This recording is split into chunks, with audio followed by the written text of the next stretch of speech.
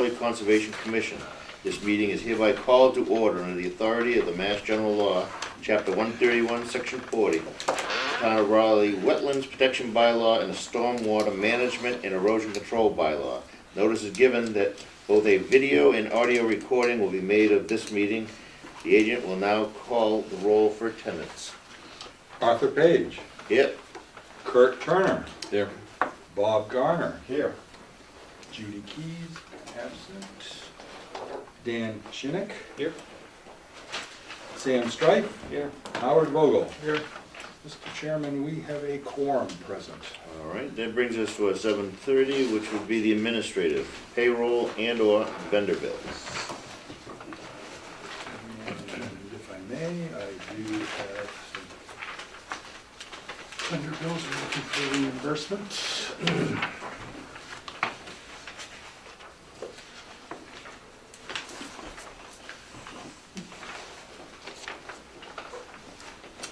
These are the two backup receipts for those two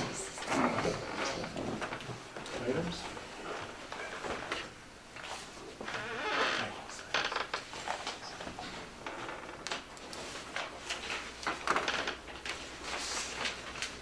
That was a mailing of the application package in the boardwalk. And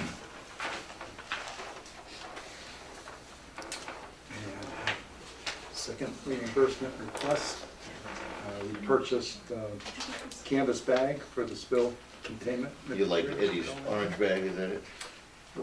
Well, actually, it's yellow, but, well, I've got so much stuff in the rear of my car, I thought it was better to have something that actually said spill kit and stood out, so if I had to tell somebody to go to the car, they wouldn't fumble around looking for it.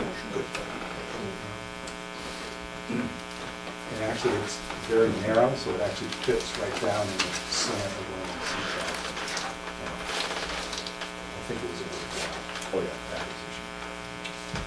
It's like insurance, better to have and not need. Exactly. Two backup receipts.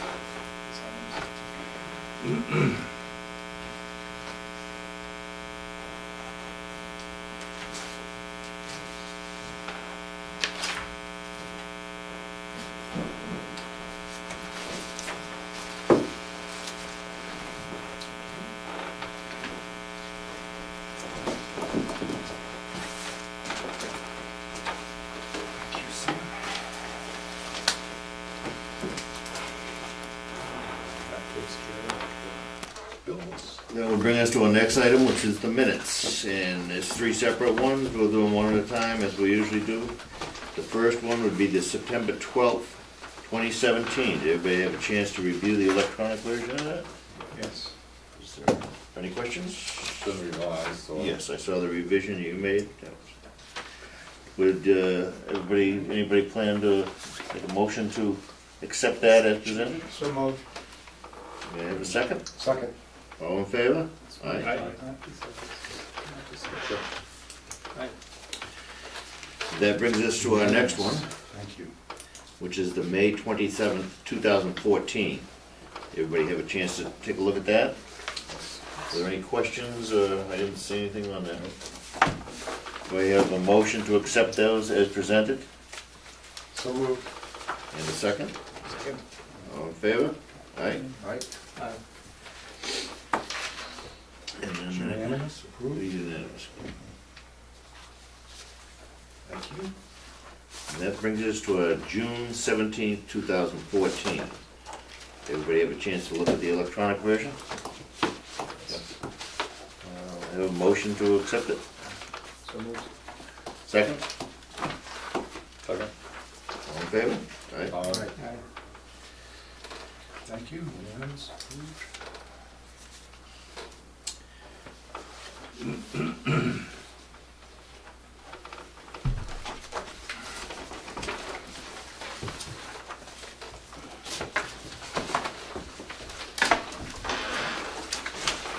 Okay, distributed for Commissioners to review. First off, you received the MECC membership cards. Yes. For purposes of identification, and the back of it lists some of the benefits. Since we're a dues-paying member of the Massachusetts Association of Conservation Commissions. There is also information distributed tonight about their fall conference. So if anyone's interested in considering going to that event. Are you going? I'm hoping to, if so allowed. Anybody from the light department?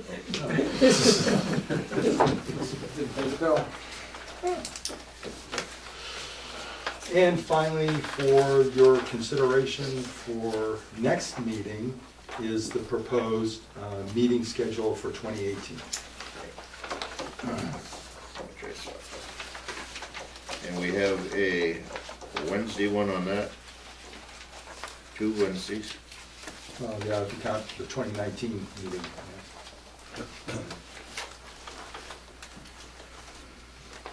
All right, do you want me to do the 7:45? Sure. Okay. 7:45 item? Oh, I'm sorry, did I? No. Right, you're a little bit ahead. Let me catch up. Catch up. There we go. Thank you.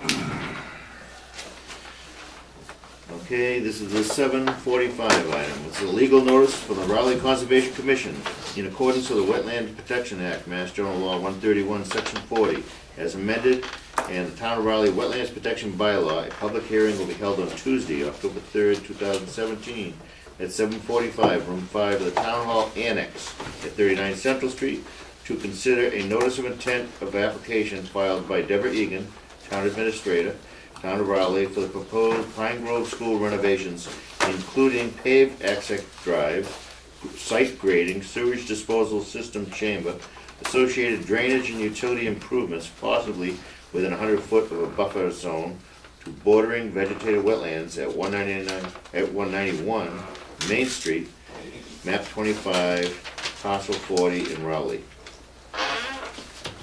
And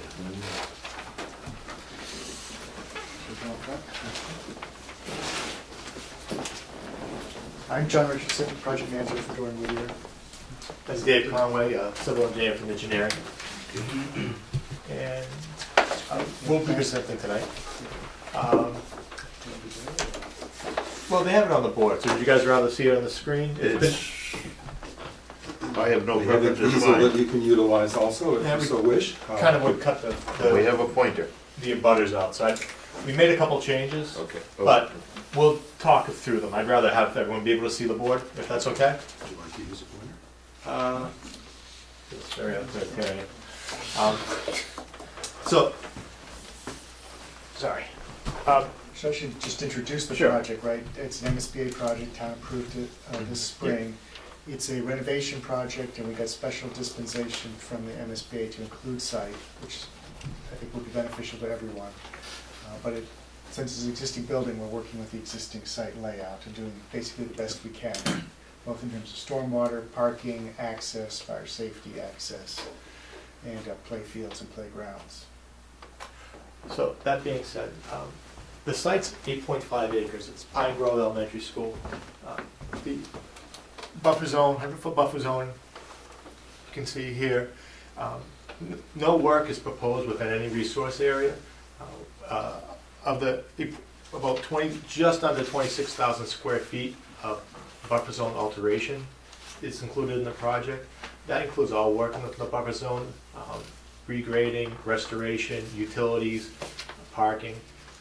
In that buffer zone, we're having about a 3,000 square foot decrease in impervious in that area, just really through kind of simplifying some of the parking and layout areas. If we could pull up the site utility plan real quick, or the C300. C300? Yeah.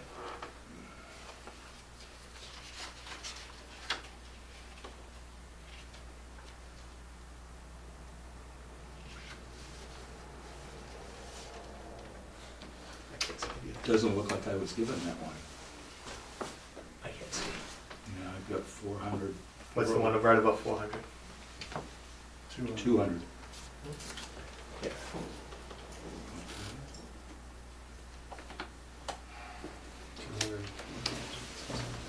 One second. That, 200, sorry. Thank you. I just asked, pulled up this one because it shows the layout a little bit better It's around. and the work. So the entrance is essentially the same, staying where it is, it's just getting narrowed. Right now, the entrance to the school is very wide. We're pulling some of the pavement away as you go by the basketball court and adding in a walkway. We have new utilities running down the driveway, underground, electric, telecom.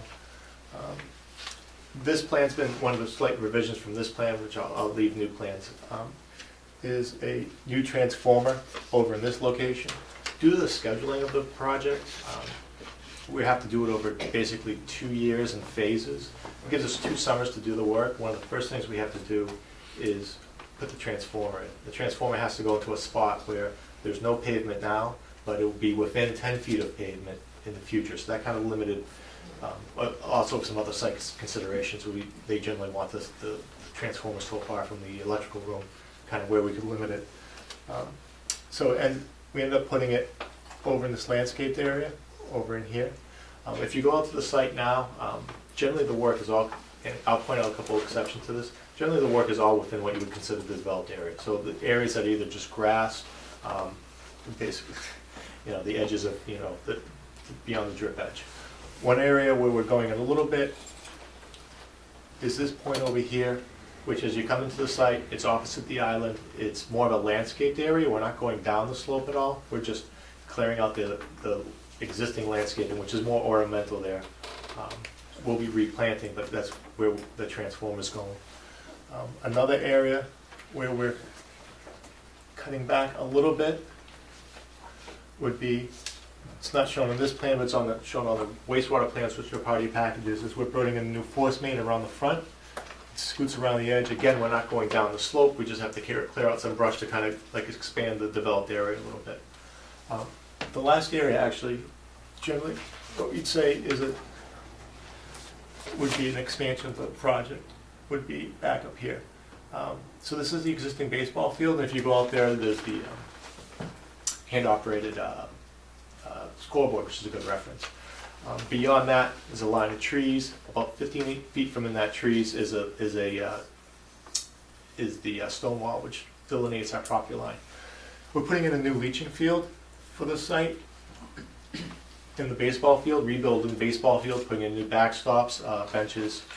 That's it, really. To do that and to fit it all in, this brushed area is getting cleared back about 10 feet. Again, I know jurisdictionally we're concerned with this area over here, but it's a good idea to kind of have an understanding of what the project entails. The stormwater for the site, it's a redevelopment site, but it's meeting all the standards. We had the ability to do that. We went out and did soil testing. We had decent soils, good depth to groundwater, so we're able to provide good treatment trains for all the areas that see impervious, that see runoff from vehicles. Using water quality inlets, sumps with deep, catch basins with deep sumps and hoods, water quality inlets, and infiltration in 2 spots for the trains with isolator rows. The roof runoff, we're providing some extra infiltration up in the play area. Those are just some dry wells. Again, this is a non-vehicle area, more emergency access, but we're providing some more infiltration areas up here to pick up roof runoff and some runoff from, this will really read as a walkway when we're done, but it's also meant to get the emergency vehicles around to the back if we want to, and that's why we have this kind of tail kind of sticking out through here. That would entail cutting down at least one dead tree, maybe a dead tree and a tree, its neighbor. We did a quick site walk with Brent the other day. Some good suggestions that we incorporate into revised plans, which I can leave with you guys, is picking up runoff from existing structures along the back edge of the play area. We're providing some more treatment for it. It's not currently treated. We're reusing those structures, but they didn't have sumps or hoods, so we're putting a water quality inlet prior to discharge. We have 3 head walls that are discharge the stormwater from the site. Here, here, and here. On the plans that you have, we're showing a new head wall and riprap apron on one of them. That was due really to capacity issues. The pipe needed to get a little bit bigger for the water we were putting through it. In the site visit with French, looking at the other two, they're physically fine, but they need to have all the sediment cleared out from around them, because they're, I'd say, a third to half buried. And then new riprap aprons providing some dissipative velocities for any of the stormwater that comes out of them. So that's work that we've added to revised plans. If you want, we can pull it up. I have a thumb drive for it. It's nothing super exciting. That is the brief overview of the project. We don't have a number from the DEP, so we'll have to be back in front of you again. We also have to have a peer review at some point, which... So we'll be talking to the planning agent, and we'll be going to the planning board. I assume that typically, Brent was saying, the planning board hires the third-party reviewer? Right. Well, we hire them through the planning Yeah, board, so we'll... project pay for it. Yep, so we'll do that through the planning board, then we can come back then with changes. The important thing while we're in front of you tonight is this is a publicly bid project, and we're kind of moving ahead to through construction documents. And at a certain point, the timing for these publicly bid projects is very tricky. Right. If we come in too early, things aren't set enough to be reviewed. If we come in too late, we generally will come in here and tell you how it's going to be bid in 2 weeks, or it's already been bid and everything's for a change order. So we're not at that point here. But I know there's aspects of it that we want to get input from the Conservation Commission, from the other boards before this thing, I've worked on both sides of the boards. It's not great to have a project walk in and say, here's the project, tell me what you think, as long as it's good. Yeah, no, I completely understand. At this point, I usually like to say, Brent? So tonight we're only considering the notice of intent application and the town's wetlands bylaw, so therefore only aspects of this project that are within the 100-foot buffer zone, and none of the project is within bordering vegetated wetlands, but the 100-foot buffer zone under our wetlands bylaw is considered a resource area. So that was kind of the focus on the stormwater. Now, the stormwater permit will be a separate hearing and a separate permit. That will occur at the next meeting. But tonight, the discussion is about, we've got 2 stormwater discharges that are directly outletting in in buffer zone to bordering vegetated wetlands. Where are those? Yeah. The ones on this Can I borrow the bottom photos? side? Sure. So the one that's being upgraded and reconstructed due to increased sizing of the pipe is right here. The other one in this Right there. particular plan view is actually kind of underneath a note there. That one, we noticed there's actually has inadvertently been a overland swale has come down and actually has eroded material from behind one side of the head wall of where it discharges. So there's been a lot of sediment transport down into what should be the velocity dissipation area. So this is also the other reason for concentrating and identifying the ability to upgrade water treatment by the last catch basin structure over towards the playground side, because again, that's part of the watershed area that's contributing and discharging directly into the buffer zone. So the focus was looking at the actual structural integrity and the functionality of those outlets, and making a recommendation to upgrade them, and identifying an additional ability to obtain some treatment for the water that was discharged. Down further in this wooded area is a potential vernal pool, which the town's wetlands bylaw identifies as a critical sensitive environmental area. The old skating pond there? Yeah, the old skating pond or whatever. So that is a fair distance away from this area and from these discharges, so there isn't any risk that some kind of storm surge or anything is going to reach those areas. There's all sorts of wooded area. But actually, that points out the critical ability to maintain these forested and wooded buffer zone areas so that the natural vegetation can do its thing and the porous soils can infiltrate as much as possible. So that was the focus of the aspect for this notice of intent application. And as they mentioned, they've made a lot of upgrades in encouraging and facilitating subsurface infiltration, which should also compensate and also lessen the discharges, which I think the results of the drainage analysis showed that there was a slight reduction, wasn't there? There's reductions in rates and volumes for all storms. The reduction for the 2-year storm in rate is about 15%, and those percentages get smaller as we move closer to the 100-year storm. So the rate for the reduction for the 100-year storm is about 32% rate reduction for the 2-year storm. By the time we get to 100, it's a 1.9% rate reduction. Volume is about 3.5%. How much additional hot tub? Is 11,000 or 16,000? It's one of the numbers I wrote down here. I'm sorry. Well, but the important point is that within the buffer zone, there's actually a 3,000 square foot reduction. Yeah, I can show you the Pavement. additional. Okay. Oh, there is a 3,000 reduction? In the buffer In the 100-foot buffer in the zone. 100-foot buffer So- zone. Where's that buffer zone? Can you delineate where that is? It's easy to see on this. Actually, if you put the landscape back on, it shows up really well up there, Previous page. which was L, the grading, and that one. There you go, you can see. So There's, Yeah. see off the Comes up wing. that way, okay. Yeah. And then it comes around the other right side. yeah, but this isn't in the developed area at all. Yeah. But where those retention basins, where they were, where again? Right on the bottom. Right on the No, bottom. they're outlets, they're Yeah, not outlets. retention Outlets, basins, where they're are just they? outlets. Where are they? Okay, on this plan, let's see, oh gosh, there's one there, Okay, thank you. and the other one is right here. And then behind, and then there's the third one behind the playground. Well, yeah, that's way, Nope, right here. We're gonna fix that one it's too. right there? Yep. Okay, thank you. So, it's a 3,700 square foot net decrease in impervious in the buffer zone.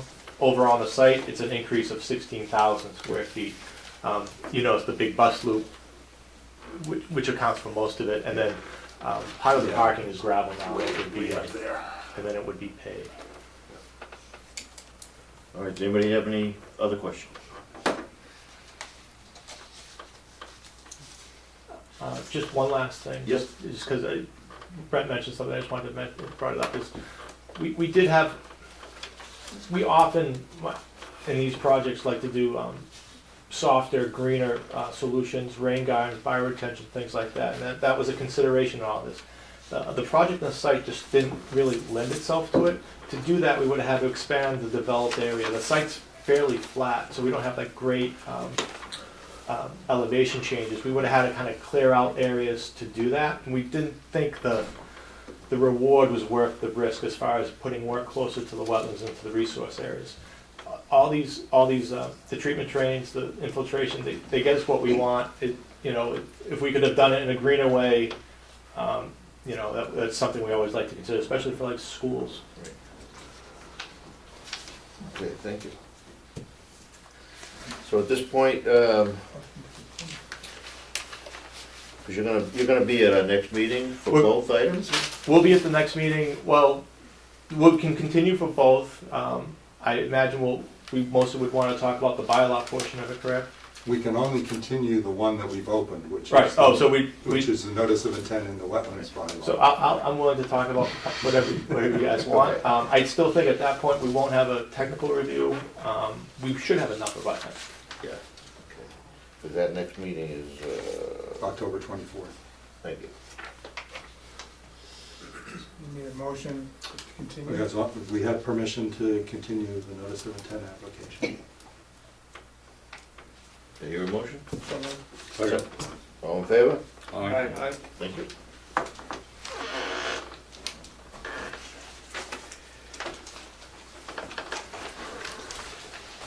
Thank you. Thank you.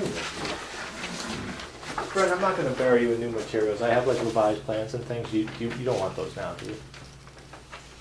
If you've got at least one that I can I do. be looking at, yes, please. I'm already buried, it's just a question as to whether my nose is still showing or whether my eyes are I showing. would get Garrett. I got a bad foot. This is everything. We only changed 2 I don't have a sheets. truck. Oh, okay. All But right, so I just find it easier. So, thank you.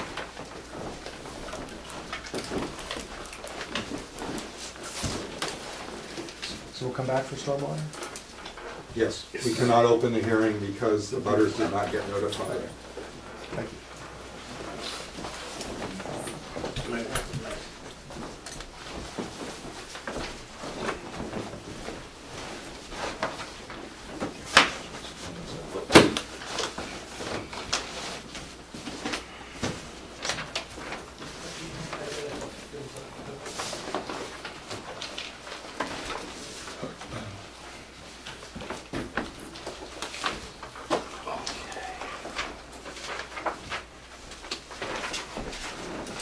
one last flare tape.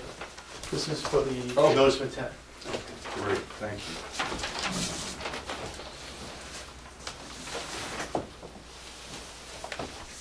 And then this is for the erosion control bylaw.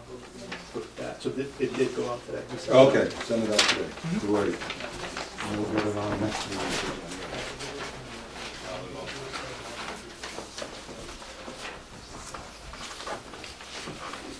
Just for the commission's edification, and will be, the applicant will be paying for another legal ad since the first legal ad referenced this one. Yep. Was just an oversight or? Yes. Just an oversight.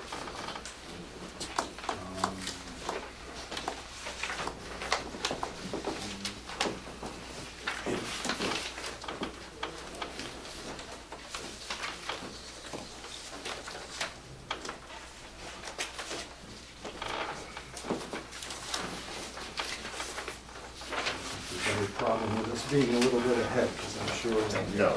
end up catching up to us. This brings us to our 8:15 item. It's a legal notice for the Raleigh Conservation Commission in accordance with the Town of Raleigh Stormwater Management Erosion Control Bylaw. As amended, a public hearing will be held on Tuesday, October 3rd, 2017, at 8:15 at the Town Hall Annex located at 39 Central Street to consider the stormwater management permit application filed by the Town of Raleigh for proposed construction of a 14,000 square foot fire station and a 6,400 square foot addition to the existing police station. New subsurface sewage disposal system, grading, parking, stormwater facilities, and utilities at 477 Haver Street, map 13, lot 1, in Raleigh, Mass. Evening. We have one, if you want.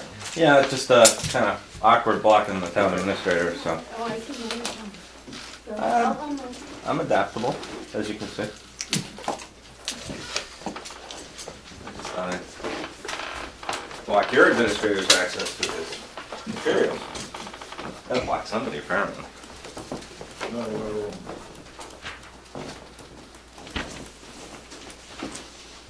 That's not gonna work, is it?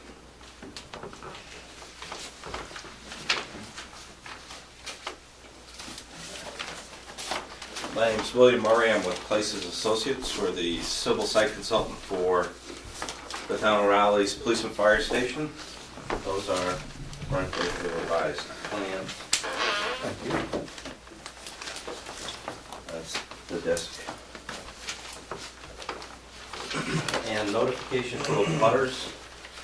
Do you want the originals or the copies? Copies are fine. Copies of, It's a certificate of mailing. oh, yeah, that's fine.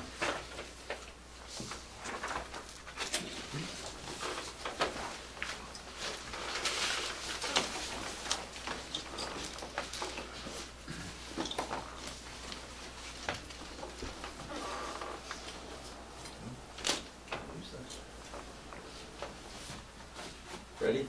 Certainly. Go ahead. Okay, I apologize. get the preliminaries over with. So again, this is for a stormwater and erosion sedimentation control permit. We don't have any wetlands resources areas within any jurisdictional limits of the project. The project consists of a 6,400 square foot addition to the police station. So the existing police station is this little box that's right here.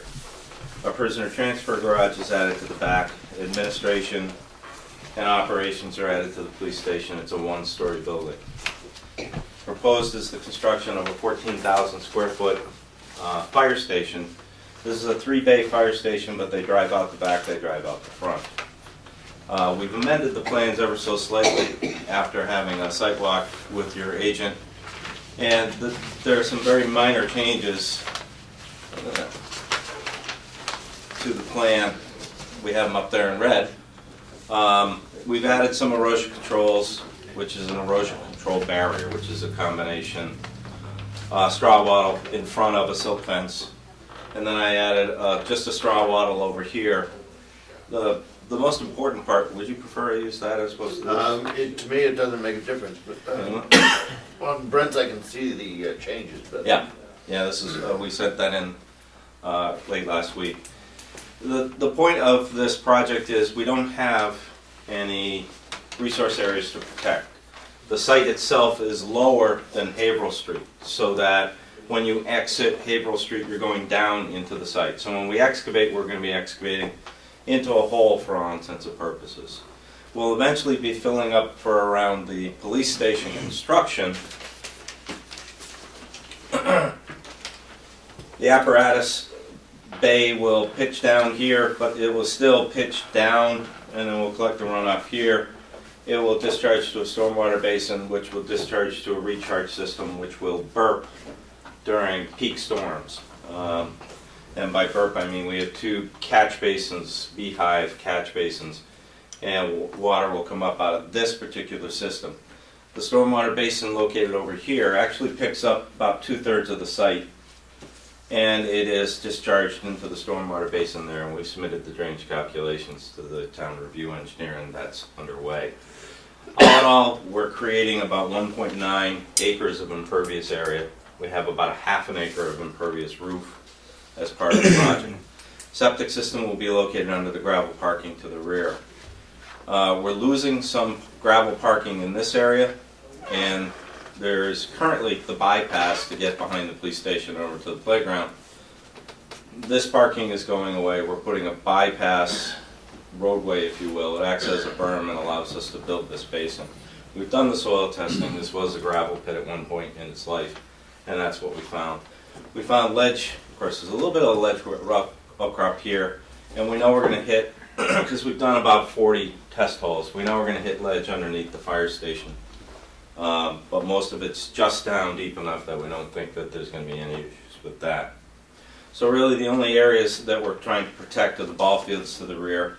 There's a low area over here, which we're not contributing any drainage to. We're just trying to maintain it, because what it does is a culvert here, and it picks up most of the area across the street, discharges here, and then apparently just recharges. So one thing that's unique about this project is our specification is what's called a performance specification. Because this is a public bid, and I know you just went through the schools back there, we don't have any point source discharges. We don't have any specific areas of concern to highlight to the contractor other than perhaps the low point here and the low point here. So it's a performance spec, which means we tell the contractor what we expect of them. They have to write their own SWIP because they determine stormwater pollution prevention plan. They have to use their means and methods, and by forcing them to both write the SWIP and acknowledge our erosion sedimentation control spec, which was part of the application. They have to customize, they have to tell us how they're going to meet our criteria. And the criteria are quite simple. It's the bylaw. So whatever the criteria of the bylaw, which is you shall not track onto the roads, shall not denigrate somebody else's property, hurt anything of environmental concern. So it's a very straightforward process from this perspective. Where is the park right now? Children's park on that map? The playground is right here. That's the playground right there? That's the play structures, yeah. Yeah, okay. Yeah. This is this'll help. The site design is an old one, but it gives a much better picture, I think. This is the softball field, this is the intermediate baseball field, high school baseball field. This is T-ball. Yep. And we're essentially taking the outfield for the T-ball. That's gonna be fenced, it's an open basin design, and it's gonna be fenced with a 6-foot tall chain link fence. It's gonna have a double gate so we can get in there with a tractor for maintenance or lawnmower. And it's got 2 man-way gates, so that if a ball goes in there, somebody can go in and get it. But yeah, that kind of gives you a little bit better Thank picture. you. So the T-ball field will be gone. T-ball field will be gone, and I'll let others talk We'll about deal with that that. issue. If I can interject, we met with Tim Southall today from the Recreation Committee, and the plan is at this point that we may use the town common as a temporary basis for a year. And then he's planning to put the T-ball up between the 2 ball fields, the current softball field and the one on the upper right, so that there's plenty of room there that they can, but problem may be during this year of construction, which will start Yeah. shortly, either they may move that down to the town common for Big thing's gonna be losing their parking. this park. Yeah, we went over the parking. Tim is much less concerned about parking at this point. It's gonna be tough during the building year, but if you look at the site out there, when this project is done and we get a look at it, I think we can wipe away a lot of the soil that's around the boulder, number one.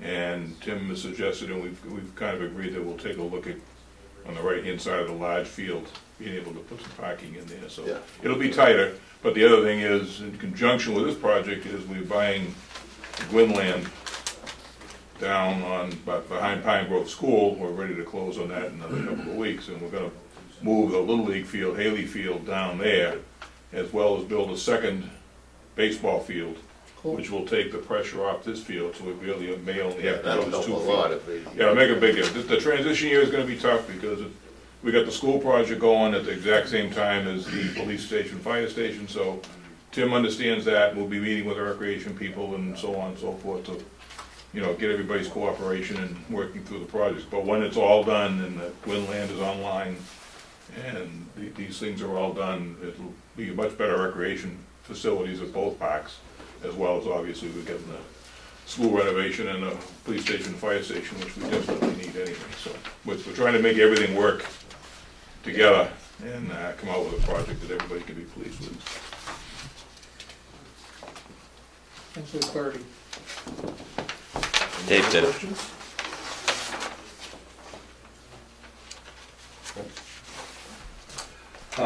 The memo was generated, which had a few slight suggestions, but the project was pretty well put together to begin with. I do have one question, Mr. Murray.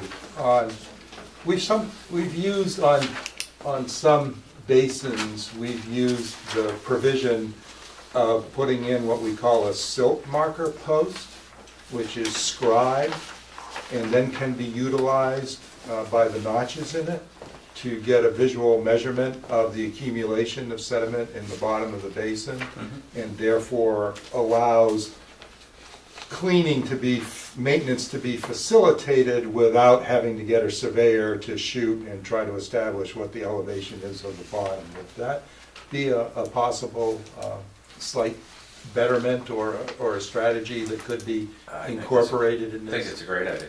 Okay, Yeah. then we'll include a condition for that. So the only thing is your town review engineer hasn't reviewed our drainage calculations. I'm pretty confident that they'll hold up easily.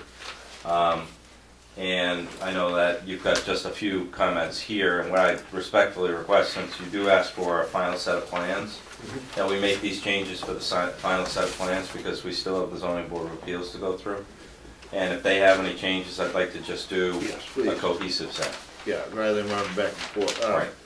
Do you already have? Oh, yeah, well, any- that's what that is. Okay, That's a condition that will be in the permit that's issued. yep, So that basically, just before you get ready to have, you've chosen the bidder or whatever, and everything, all things have been incorporated in the plan set, that at that point in time, we get the final plan set Okay.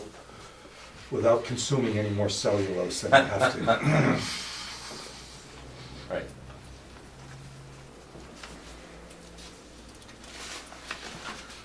All right, any other questions? Any questions from the audiences? So at this time, what do Continuance would be the cleanest way to do this, instead of trying to guess as to when Mr. Graham. do you think you could be ready by our next meeting? October 24th? Do you want me to schedule for that? Yes, please. Okay. Excellent. There also was,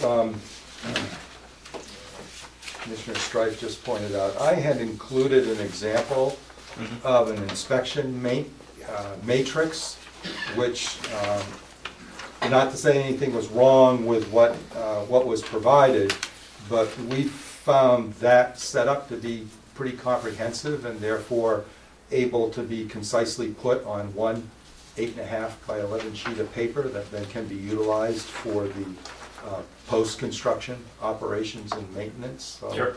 So if you No are issue with that. amenable to that, we would appreciate if you would incorporate that kind of change There's, in what's being proposed, as well as giving us a breakout of that operations and maintenance plan, so we'll be able to give it to the building, the responsible parties for each building. Yep. And the highway department will more than likely will be doing a lot of this. well, just as a kind of a sidebar, we will be requiring that the selected contractor, I'm sure you know, but I'll explain it anyway. A general contractor will be hired, and he'll hire a site sub-consultant, and the site sub-consultant will answer to me, obviously the building committee, you, and a whole lot of other entities. But we will be requiring that site sub-consultant and the general contractor do a pre-construction meeting with the planning board, with the zoning board, and with conservation or any other entity in town, to make sure we go over prior to construction what we expect of them, so that we don't run into any of What's your these. target date? Well, we'll- Second week of November. yeah. This is Receive Neil general Joyce. bids. Really? Neil is he works for the town, he's the owner's project manager.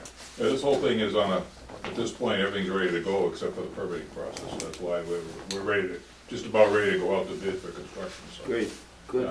Yep. We get all these things looped up and Mr. Graham gets his job done.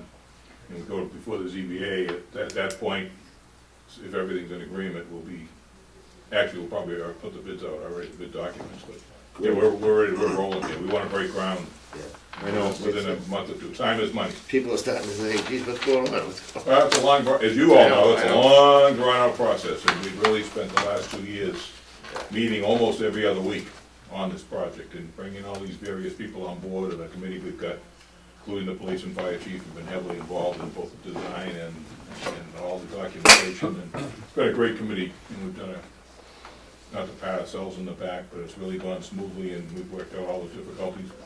We met with Brent at the site out there, he's been involved with us, so we're trying to keep everybody informed and keep everything moving in a smooth and manner, and so far, so good. It's worked out very well. Just to follow up, so what Mr. Peterson said, so we will be going out to bid, but, and you may see that notice out there, but our plan is to have an addendum issued to the bid documents with the permit from the Conservation Commission, and we have also the ZBA permit we need to obtain. So that will be part of the bid package, it will just be following through on the addendum. We're easy to work with. Yeah, we're not anticipating any major issues with any of the permits, so whatever minor things are brought up that, will be an addendum.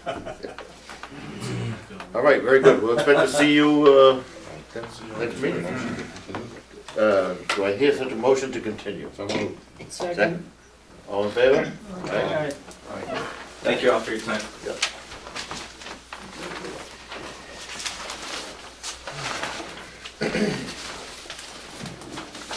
Thank you, gentlemen. Ladies. Yeah. Thank you. Good night.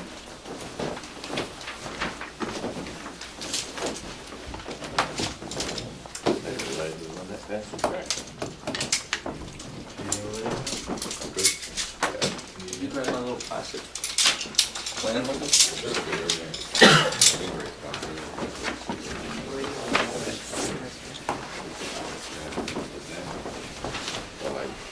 Town hall, it would be nice. That would be nice to have that as a town hall. Little place that looks like it's just right there. It's way up. Yeah.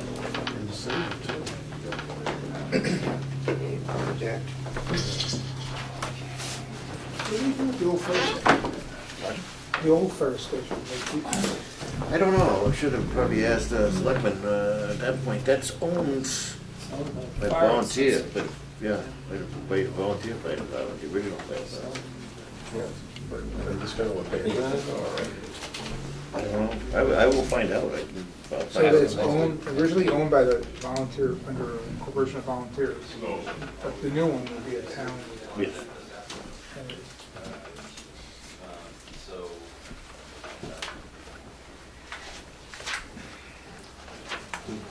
There's two fires. Yes. All right, this brings us to our 8:30 item, we're a little, I see the parties are here, so it's fine.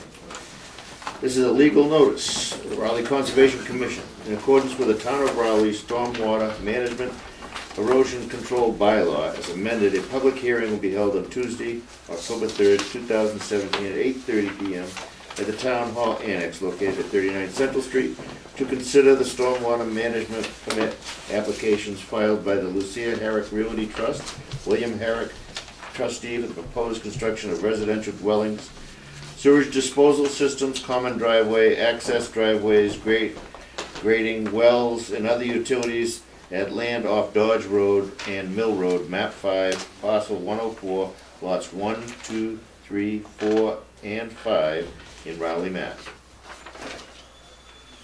All right. Go ahead. Yep. Bill Manuel from Wetlands and Land Management. And so these are 5 lots. You may recall that I came to you on an ANRAD last spring, I don't remember, but we did a good job on keeping all the houses and development outside of any riverfront area or any buffer zones. But we still get captured by the stormwater bylaw. So here we are, and we filed 5 separate applications under the stormwater bylaw. And do you want me to go through each lot or speak in generalities and then kind of? I know a lot of work's been going on this. Let me, what would you Well, prefer Bill on Bill this? and I can kind of Yeah, tag teams, right. sort of. As individuals or as all together? Oh, Well- maybe we could present, if I could offer. a Well, suggestion. we'd like to go through it lot by lot initially, Okay. and then, Then with overall talk. and then I've got some suggestions, Mr. Manuel and I conferenced today, some suggestions that are kind of general, but will be specific to just a couple lots. And then, based on how the commission wants to do it, they requested and filed for individual permits. But there's no reason why you can't make an overarching motion that incorporates and names all the lots in terms of a Sure. vote, so. Okay, so property was divided into 5 A&R lots, and there is a common drive servicing 3 of the lots. 2 of the lots have their own individual driveways, but, so, starting on the southern end of the property, on the southern side of Dodge Road is Lot 1, and then it goes 2, 3, 4, and then Lot 5 actually has frontage on Mill Road. So it's lots 1, 2, and 5 that are serviced by the common driveway, but looking at Lot 1, we see the house, each lot has a house, septic system, and then a roof water infiltration system. And each of these roof water infiltration systems is designed to infiltrate the 100-year storm event without any overflow. We're very fortunate that the glaciers left us a lot of sand here, so perks are excellent, and we're able to basically get all the roof water back into the ground. So every lot has that sort of system. Really, the only maintenance on that is making sure your roof gutters are clean. Each application has the calculations in there for that specific lot. I'll just jump ahead a little bit. Lot 5 is a little bit different because there's already an application before the planning board for the house plus a larger barn type structure. Yeah. So we have, the house gets infiltrated as well as the barn. So we'll talk about that when we get to Lot 5. But lot one, you can see, here's the extent of riverfront area. The wetlands are over here, they're actually just off-site, and then there was a 100 and 200-foot riverfront zone. So we're all outside of all the zones of jurisdiction, but the concern that Brent had, and we talked about it this afternoon, was it would be appropriate to put some markers along this 200-foot zone to alert any future property owner that, you're gonna look over here, you're gonna see a wide expanse of woods, and people are gonna say, well, I wanna be in there. That's not to say that they couldn't come back to this commission. That's where Brent comes in, he Mhm. chases them back out. Yep, well, you could come back to this commission and with a permit application, but at least it puts a But what are you homeowner talking on for notice. markers though? We're talking about putting possibly 4x4 posts, kind of like the no cut, no disturbance, except it would say regulated riverfront area, see ConCom or something like that. Something to that effect. Just something to announce to someone so they don't just, But they By can still the- cut and disturb past it. but they need a permit. Right. They need a permit because it's regulated riverfront. Right. Okay, I see what you- And if we don't, and we just felt that as responsible landowners, we thought it would be better to put something Sure. out there People that know. lets the new property owner know that, instead of letting them get into trouble inadvertently. Which we've Just- seen happen. Yeah, which we have seen happen. I think you did that on Jellison Road once. And there's, the understory of this mature woods is not really thick or whatever, so it's kind of inviting that someone might want to, oh, I can go loam and seed here and spread out and cut down what understory there is, and no, you can't, not unless you get a permit now, and there is a permit process for doing that, so we just thought it was better that instead of waiting to see who would fall into the trap, we thought it was better to just put a couple posts out there to just let someone know. In this lieu is- of the no this is- cut notice. Right, because we're not putting a restriction on there, we're just educating the future property owner. Just new to me, I didn't, Well, It's It's kind of a new situation. It's a new situation, and again, and I, in this public forum, I want to say that Mr. Thad Berry, their engineer, did a very good job of submitting these proposals and working a layout for a very inviting residential structure that would be nestled in basically a wooded lot, and that would disturb a minimum amount of area for creating a lawn. And so we should acknowledge that and again, just put an informational, a couple of posts out there that would be relatively unobtrusive, but would inform a future property owner that that's something they need to go talk to somebody about. Kind of like a no trespassing sign. It's nice to know, it's not, and what I'm saying is, it just informs you that, guess what? It's not a prohibition and it's not a restriction, it's just information. Yes, told you.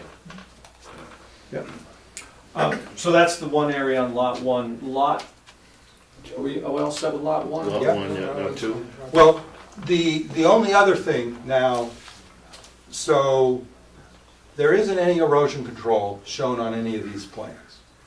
And that's not a bad thing.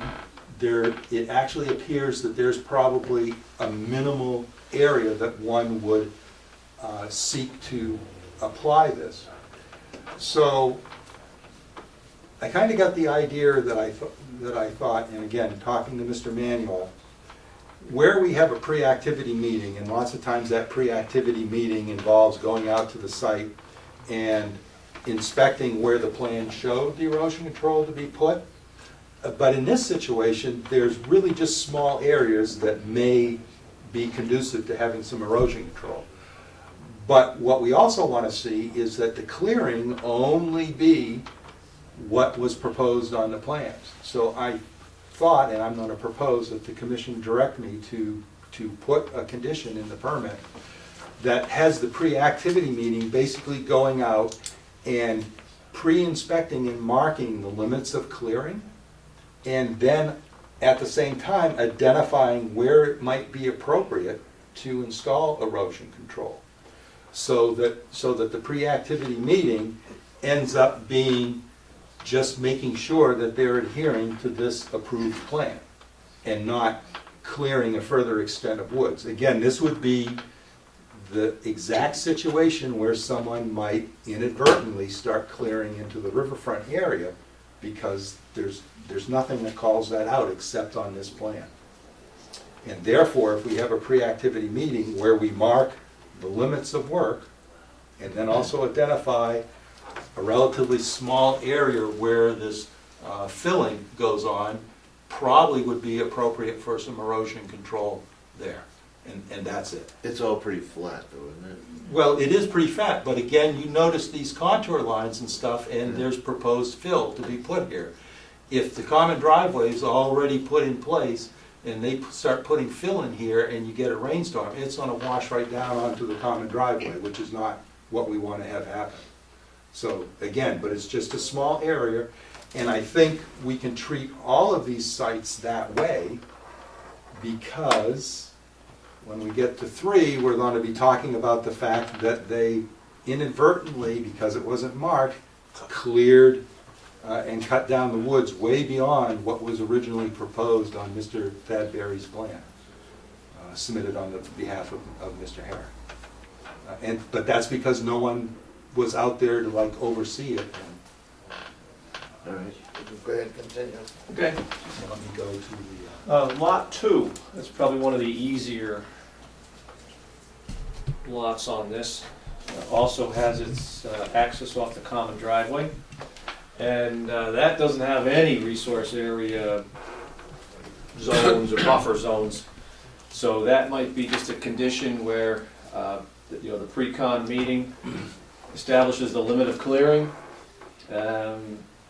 Take a look where erosion Identifies- controls may be appropriate, but we're pretty far away from resource areas on this lot.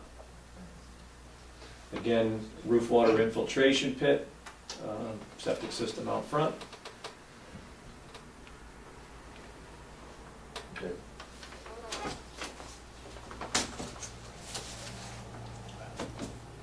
Anybody have any questions on them or would? Lot 3, that is the, let's call it the big lot now. This is, the clearing was intended to be really wrapped right around the back of that well, and it got a little carried away. Luckily, Can you work off the screen? yeah, I like to point, and my pointer gets absorbed in the... Yeah, so, yeah, So, it was intended to just wrap right around the back of the well here, but obviously you see, this is as-built limit of clearing. So we've gone out and surveyed that. Luckily, there's the vernal pool that's over here on lot 4, and fortunately, they did not encroach into that vernal pool no-touch zone. So I would suspect that we want to have markers, in that area. We can, select those locations, and probably, some markers would work. There's no activity, so I don't see why erosion control would be necessary back there, but. No, this, uh, and this site all slopes down in, Right. so both from the road and from the rear terrain, the topography slopes inward to. So that would be the concern on lot 3. so the fact that there was more clearing done than what was on the plan, what does that mean? It means it happened and it didn't go into an area that would have been So they got subject lucky. to. Yeah. Right, but Yep. again, that's why this concept of the informational post, Okay. because unlike the riverfront area, the 100-foot vernal pool habitat area is designated So no cut. to be no cut, no disturb. And so in that situation, it would be appropriate to recommend and have the posts With the no cut. have the no cut sign on there. Thank you. Okay. And again, if the homeowner, wishes to find out, why that is or whatever, they can contact the Conservation Commission because we're named on that particular piece of signage. Okay. If I could just say one thing about tree clearing. Reading the application, documentation here. It says, "The overall site development lots 1 through 5 was laid out and planned to prevent impacts to all the existing wetland resource areas as well as minimize tree clearing and site impacts. Proposed common driveway was designed and layout to minimize impacts to tree removal and site grading." Now, what happened on lot 3 is really disappointing in conjunction with this intent that's specified in the plans. And it's a common problem that happens on a lot of these things. I don't know how to prevent it, but it would help if people who are planning to do developmental work keeps a tight control over their contractors. That's it. And that's what Brent's suggesting is. Well, yeah, right, so As you're suggesting, we've, it's a potential way we've to- suggested a relatively, very easy to implement, low-impact strategy that fits with the normal development of these lots. And again, so we've got one situation that got a little bit out of hand, but again, I believe we can rectify this, and we'll move to address this with the other lots in a manner that's appropriate and respectful of whoever purchases the lots and wishes to develop them. Is the clearing that happened all on the lot, or does it go outside of the lot? I think it's pretty much confined to lot 3. Yeah. Yeah, it pretty much goes, It went back around.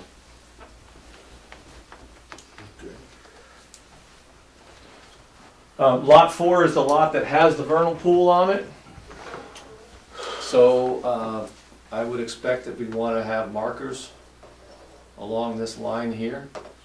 Is that line the, And that's the That's the 100-foot vernal pool habitat line, also pretty much and that corresponds vernal to pool, is that little green, The round one? yeah, okay. Yeah. You know, and probably some erosion control along here too. It just, in this case, Brent and I were having a discussion about how sometimes erosion controls are used for establishing the limit of work. And you'll see plans with erosion controls completely around the limit of work where they really don't have any function for erosion control. It's kind of an expensive limit of work marker, but in this case, in this area, it's probably a decent investment to put your erosion controls along there, plus your markers for the, once construction is done. And what markers would those be, 25 foot? No, there's no cut, no disturb. At 25 feet? No, No, 100, 100, Okay. okay. because it's vernal pool habitat area, Right. which by our Along that bylaw. line, okay. Around that curvy Yep. line. Yep. And also because some of the clearing for the development of this lot comes right up to that line, for all Right. intents and purposes. And this is mature woods that has a very open, sparsely stemmed, sparsely filled understory of saplings and shrubbery, so it's unfortunately the kind of place that, you go get your weed whacker with the buzzsaw blade on it or whatever, and in the weekend you could Clear the whole. wreak a lot of havoc thinking you were just opening up the woods so you could run through there. Again, not saying anybody's gonna do that, but we're just trying to develop a proactive, respectful strategy for the development of these lots that recognizes those environmentally sensitive areas. All right. Lot 5.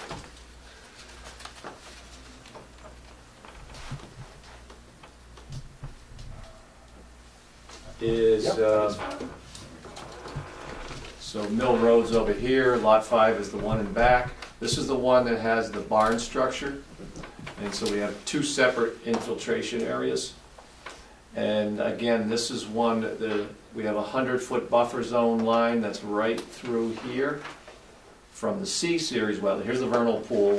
It's probably worthwhile to put something here about the vernal pool and then notation here about the buffer zone line. Because you can see the clearing is right up to that. Again, not to say that they can't come back to you and maybe ask to do a little bit of work in here, but I mean, this would be off limits. This would be the 100-foot vernal pool, no disturb. Just going backwards on all the lots where you designed your infiltration systems, they're based on what is the expected size of those buildings? Plus or minus? The largest, you can see each This lot one's got has, something bigger already, but I'm saying Yep. the other ones. this one is designed for that layout.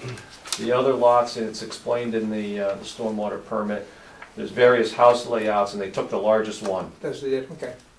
Okay, thanks. I was wondering how they Yeah, did the that. difference would be Minimal. minimal Okay. between the largest and the smallest. So that's the gist of it. You know, luckily we have excellent soils. We get to infiltrate all the roof runoff for the 100-year storm event fairly easily. We've got some suggested conditions that are, they're not overly burdensome, and they make a lot of sense, so. All right, so I guess that's where you take over. What's the suggestions?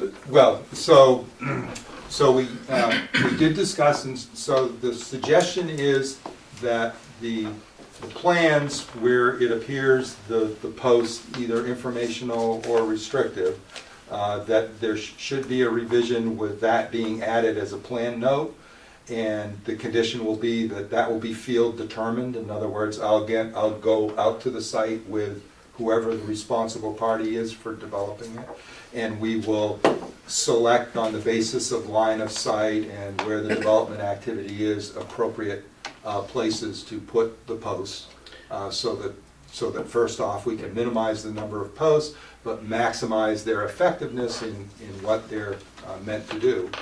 And the same for the straw wattle or whatever you're gonna. And again, yes, as I mentioned earlier, a suggested condition that prior to clearing of the site, would go out, meet with the contractor prior to them having the tree clearing site prep company come, and we lay out the limit of work. More than likely put wooden stakes with maybe red I was gonna say, ribbon why or wouldn't a you- ribbon of a different color to Why would you mark. flag them first so they don't knock them down or something? Well, yeah,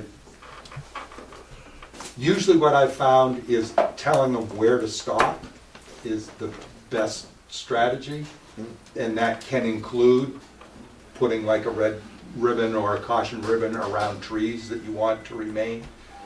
But again, the idea is to acknowledge that his engineer designed these lots with the intent to not have maximum clearing on it, so. A person can come back and apply to the commission to modify this. Remember, through this whole process, any property owner has the ability to come back in and request a modification to a permit. So there would be some minor plan revisions involved in that regards. And then I'm also, all the plan sheets have a very common third page, which has details and specifications. And I'm suggesting a revision to that, although this one, yeah. They all mention in the column for erosion control notes, they all mention a hay bale dike, which we believe is really applicable to the concrete washout area, because that's the only thing that's shown utilizing hay bales. The plans all show a detail of using a filter sock, either compost or bark mulch or straw wattle, as the erosion control. So the suggested revision there is to remove the hay bale dike instructions and to put in there text instructions for installing wattle or compost sock. And then the other revision is when we get down to the bottom here where it talks about removing the erosion control, it doesn't mention anything at all about the permit granting authority coming doing an inspection to make sure that vegetative cover is adequate so that the erosion control can then be removed. Right, okay. So we'd like to have that text revised to say that there needs to be an inspection to verify stabilized cover before the erosion controls are removed. And that's it. As I said, very good. I was very pleased to see the detail and information that was provided. And so if the commission, did I forget anything? We're up to page 3, so I think we got everything, or sheet 3. Yeah. So the commission would so choose. The commission in the past has has voted with the built-in contingency that the hearings stay open to allow submittal of the revised plans so that the office can verify them, and giving a 14-day time limit for that to be accomplished in. And then upon review and approval by the office, then the actual permits could be issued.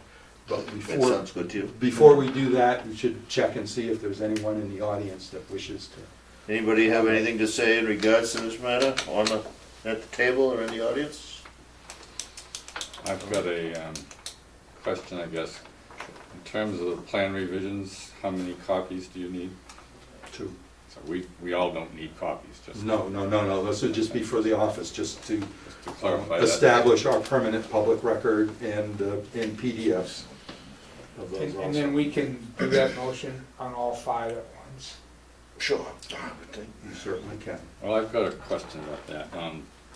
You folks have been, after consulting with your own counsel and whatnot, made the determination to go with separate applications here, and I'm a little concerned that if we do a blanket approval, that something may come up legally, that it strikes me as being in your best interest if we do separate votes. That's fine. I mean, do you care one way or the other? It'll just take a few more minutes. I think. No, that's. All right, why I don't, think Kurt brings up a good point. let's, we'll do them one at a time. We'll start with number 1. Do I hear a motion to approve? Consistent with the discussion, I so move. Second? Second. All in favor? Aye. Aye. Lot number 2. I so move, consistent with the discussion. Want me to continue? Go ahead. So, All in second. all in favor? Aye. Lot number 3. I so move, consistent with the discussion. Second. All in favor? Aye. 4. Lot 4. I so move, consistent with the discussion. Second. All in favor? Aye. Number 5. I so move, consistent with the discussion. Seconded. All in favor? Aye. I like that. Very good. Okay. All right, thanks, Bill. So what, you'll have that, Probably middle to end of next week, maybe Okay. sooner. all right, great. All right. Thank you. No, we're gonna have to sign 5 of those? or- Yes. Okay. And are they in order? I didn't see anything on them. Well, I've got a little Post-it note on it that Okay. says which lot each one Yeah, goes to. okay, yeah. And yes, we have assigned stormwater permit numbers already. Okay.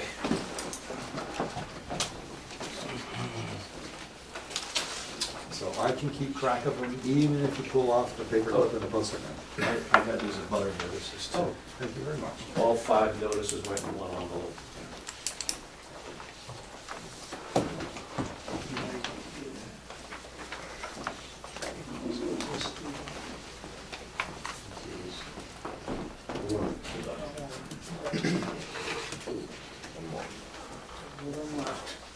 Slide 'em. Here's the first one. Okay.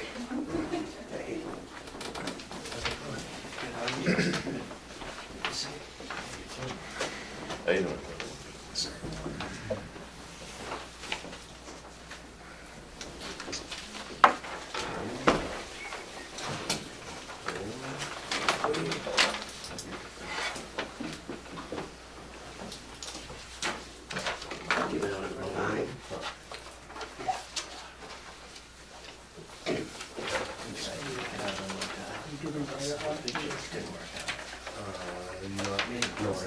They went crazy. They were the chainsaw decided to go up the hill and, Didn't know, well, I saw the photographs the last time. yeah, they really cut. I mean, that wasn't necessary.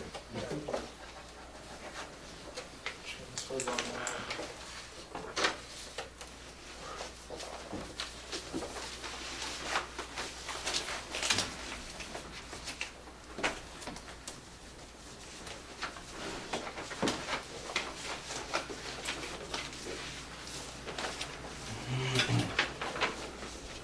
What'd you do to your foot?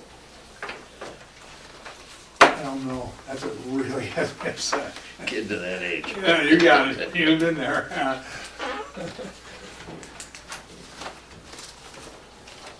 tell people in the old, I mean, it's nothing wrong for me to be hobbling around, that's happy.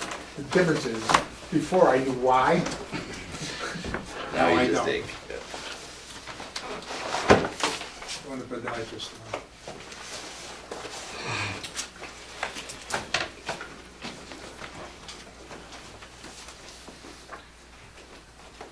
Geez, so far it's stayed ahead of it. Don't say it. I know. Don't say it.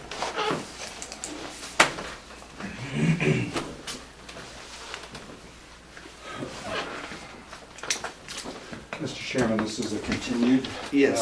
notice of intent. If you wish to just read off. Okay, I will read this as a 9 o'clock item, which is a continued notice of intent, application DEP file 63-663, 42 Newbury Road, map 5, parcel 40, John Sullivan Jr., Sarah J. Sullivan, proposed demolition of an existing building, demolitions of portions of existing building, construction of a portion of a subdivision roadway and a new duplex building, installation of an infiltration basin, possibly within 100 foot of a buffer zone bordering vegetated wetlands, and DEP approved groundwater protection area zone 2. Go ahead, you guys, got the floor. Good evening, Greg Hawkins from Williamson's Garages, here presenting John Sullivan for the project you just described at 42 Newbury Road. At the last public hearing, we had several comments from Brent that we went through and addressed. Okay. The plans have been revised, the stormwater report has been revised, and some of the other documents, erosion and sedimentation control plan. I'm happy to go through all the revisions that we made. If you'd like, I can go through them pretty quickly. Yeah, why don't you just skim on it? I think everybody was here, but yeah. So the big one, there were a lot of typos and errors in some of the documents that were submitted. That was all ironed out. One of the big changes was the stormwater model was based on different numbers than the commission typically likes to see. They've been rerun on the NOAA Atlas numbers, and as a result, some of the basins got a little larger. But everything's in the same general location. We have a stormwater basin here, a stormwater basin here. At the last hearing, we had shown rooftop infiltration areas, but they hadn't been sized yet. These have been sized. We've submitted the calculations. Some here, there's some here. We added a drip trench along the edge of this garage here. We beefed up the erosion controls in spots. We clarified what types of erosion controls we're proposing in other spots. Unblocked the driveway. We allowed access to the site during construction, so. Yeah. But one thing I did. Wasn't there talk of moving the driveway, something at the beginning, near Newbury Road? Yeah, one thing we looked at was Larry Graham had brought up a good point. He said, you know, if you relocate the road slightly and change the low point, you might be able to eliminate this pond and make this one a little larger. We looked at that as an option, and we still think this is a better option. And John's driveway at the end is always wet anyway. And at the planning board meeting last week, Larry was there, and we talked to him about the case, because if you made one pond out of the two, then the water table in the 100-year storm would be above the cellar floor, and da-da-da-da, so. But one thing I did want to throw out there, if it does look like the commission is going to approve this, we're showing, for the most part, a 9-inch minimum diameter mulch sock backed with filter fabric in most locations. May not be required everywhere, so we'd like to throw out the idea of having a condition in place that would allow Brent to relax some of the erosion control requirements in certain areas, if it makes sense during a pre-activity meeting. Are they gonna be all vegetated during the whole process? No, but for example, you know, this area here, Yeah. this rises up. Oh. This is more just to kind of contain the site and serve as a limit of work. So it might be more appropriate to propose silt fence in this location if it's trenched in properly, and you may not need the mousesock and the silt fence. Right.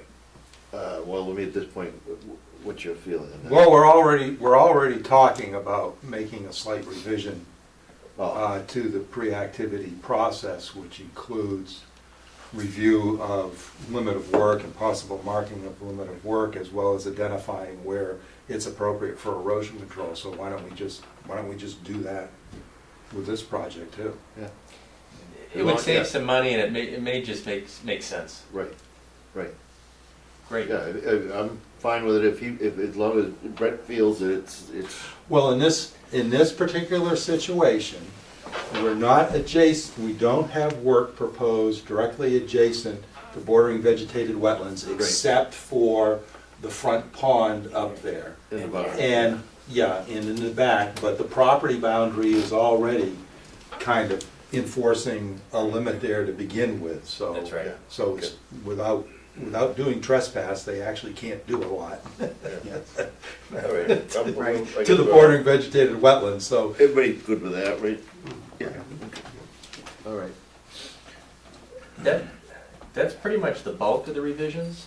We did add the Keystone Trail in the new parking spots. Oh, Yeah, yeah, the well. Keystone Trail's here, and we added a couple parking spots here. All right. Oh, nice. Oh, well done. Yeah, yeah, you were wondering how we're gonna get across there, yeah, that's Yeah. perfect. All right, so, Brent, I usually And rely on they you for also, comments. he hasn't mentioned it too, they also were amenable to the provisional condition that would allow them to replace the bridge yeah. in the open space area with a corduroy surface if they so desire. So, Yeah, okay. so that'll give them the option of removing that liability if they wish to. I thought we had already agreed on it, but yeah, Well, okay, yeah. It's up to the property owner. Right. It's the ball's in their court. Yep. So. All right. So at this point, what do we, Well, at this point, we do not have a final sign-off from Mr. Graham. We tried to hunt him down today. oh, Email, voicemail. I understand he's traveling, he may be away for a couple of days. But he did, correct me if I'm wrong, John, at the last planning board meeting, say he was satisfied. We just don't have anything formal yet to present to the commission. So I would suggest that we do the same thing. The commission Contingent. votes to issue, but does not close the hearing contingent upon, because number one, first off, we need a full stamp set of these plan revisions. I'm not sure that I've got wet stamp copies. I think I just got photocopies, I think. I'll double check. If not, we'll get those to you. Yeah, and is Larry on a worldwide cruise, or do we No, I think think in 14 days we'd think be it's able to just a get couple something out of days. him? Just a few days, he said last week. He's All right, he's so gone so for our 3 days or 14-day contingency for Yeah. which is review fine with you. Yeah, and oh, get- yeah. and getting a written commentary from Mr. Graham saying that the stormwater drainage analysis is compliant with both the bylaw and with the Wetlands Protection Act. Right. Anybody have any problems with that? No. Okay. You did it so good last time, would you like to make a motion based Now, on this your- is just the notice of intent Right. that we're talking about at this point in time. Right, so issuing of a notice of intent? I move that we close the hearing consistent with the matters discussed. I like that. Oh, everybody else a chance. Fine. It's a second, okay, all in favor? Aye. Aye. Okay. When are you gonna start, John? We have one little issue we're feeling we have to finish off at the planning board, so as soon as they're done at the next meeting, we're just gonna do the old sign off on that end and wait for, So this one? yes, Yeah, great. try to get it paved before the, Yeah, I know it. Plant's Well, the closed. plant closes on Yeah. the 15th? depends. Yeah. Oh, we got the letter from Natural Heritage that there weren't any issues with, and I think the modification of the landscaping plan, revegetating that area certainly should assured them that Yep. it's just gonna be an overall Um, improvement. Did you change the grade on that hill or something? We pulled the limit of work a little bit further away. Okay. And I did actually speak to the analyst from Natural Heritage. She called. Yeah. And we had a discussion about this. They wanted some clarification. Good. Yep.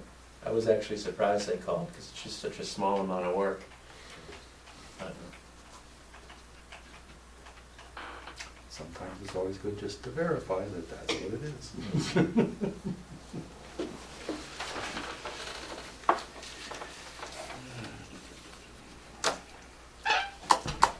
So the next one would be the stormwater permit application for the same project.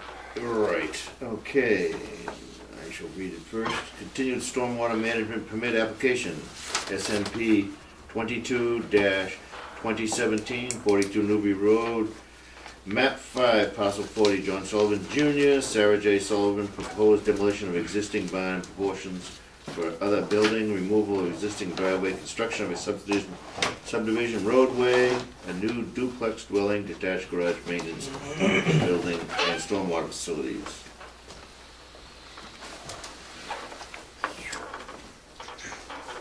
Kind of ditto, but this Yeah. is for everything, which Right, we inadvertently, we've been sort of talking about everything, but, and the only other thing that one of the other things that we revised was the SWIP. There was some revisions made to that as well. And the plan that goes along with the SWIP, we had to make some revisions to that based on some comments that Brent had as well. Which it were, is a zone 2, so we're going to have a prohibition against the use of rock salt. oh, okay, yeah. Allow the use of alternative, more environmentally friendly ice preventive treatments. And the typical low nitrogen for landscaping purposes type thing. And since Everything these are that all the homeowners residences, are- that's about it, you know. All right. And with the homeowners association governing the maintenance of the common access. Your to condo dry in it? out. Yes, it is a condo. Okay. All right, what do we need to do on this? Same. Same. Basically the same thing, because we need Mr. Graham's, His signature on. well, his stamp. we need his final report that the stormwater management facilities, which are the drainage system of the whole project, I mean, technically, all of them, I think, are pretty much within the regulated area under the wetlands bylaw too. But again, we do have portions of this project that were outside the zone 2 Right. and not in a 100-foot buffer zone. So, so again, this comprehensively takes in the whole project, like going up the hill. The area, some of the areas are not in the natural heritage site. Yeah, too. this That is was our the zone other 2 unique line thing. here, so all this is outside of it. But then we've got the natural heritage rare species area, which again is under the wetlands bylaw, so it's a patchwork, but the stormwater permit covers the whole project. So Kurt, do I hear, I move to close the hearing consistent with and contingent upon the discussion matters. Second. all in favor? Aye. Great, Yeah. thank you very much. We'll get Larry's letter over to the commission as soon as we get it. Yep. Thanks, Brent. Thanks, guys. Yep, take care. Thank you. See you, John.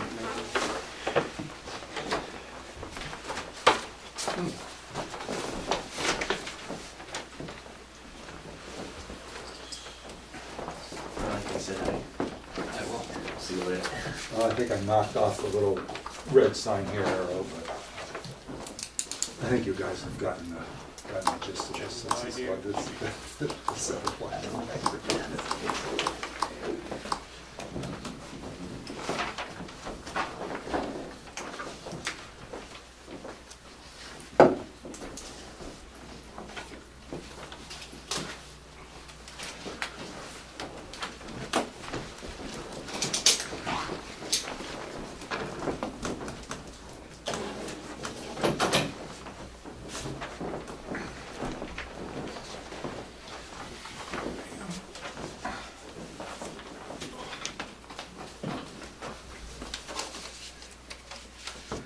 Do I have anything to read except this paper here? I believe this is a continued item also. That would bring us to our 9:30. And that's a continued notice of intent, DEP number 63-0664, 29 Boxwood Road, map 5, parcel lot 84, and 60 Pingree Farm Road, map 4, parcel lot 12, Raleigh Conservation Commission proposed installation of a 300-foot boardwalk, possibly within a bordering vegetated wetlands, bordering land subject to flooding in the Mill River bank, 200-foot river front area, and DEP approved groundwater area zone number 2 and land under waterways. Go ahead. Name's Tyler Ferrick with DeRosa Environmental. I'm here representing the applicant for this project, which is the town of Raleigh. I'll just start brief, given the lay of the land real quick. You can see these red lines out here. That marks the edge of the bordering vegetative wetland. And the blue line here on each side is the edge of the riverbank.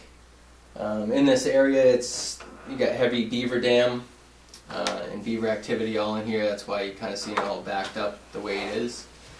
And the proposed project is to put in a boardwalk in an already existing historic old farm road that crossed this river. And this line's a little bit off.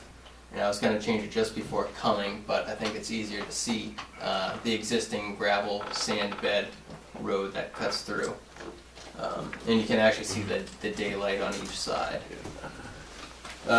So again, this connects both sides to the conservation land, and we're proposing to put an elevated boardwalk approximately 300 feet, and it would span going across and just be above the water but not high enough for rails on the sides. All work would be done by hand.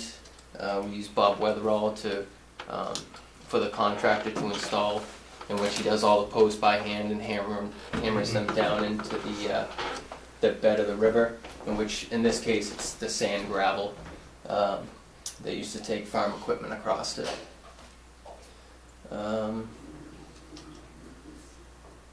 Again, just going over, DEP had a comment on this, which I can read.